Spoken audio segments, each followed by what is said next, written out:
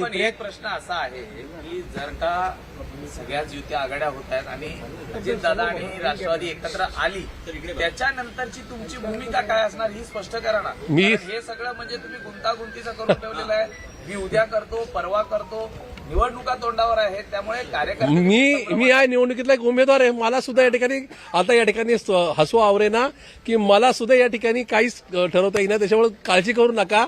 As a candidate सुद्धा मी उद्या दुपारी 4:30 वाजता पत्रकार परिषद घेऊन माझा निर्णय नक्की जाहीर करेल.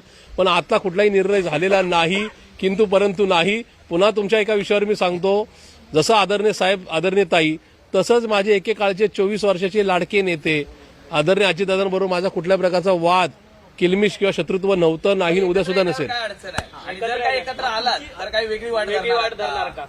असे आता गाडीतून निघालोय, पुण्यापर्यंत पोचायचंय. गाडी का गरम झाली, गाडी थांबली तर त्या ठिकाणी एसटी आहे का, एसटीत बसायचं हा विषय नंतरचा आहे. इफ अँड बटवर चर्चा करून काही उपयोग नाही.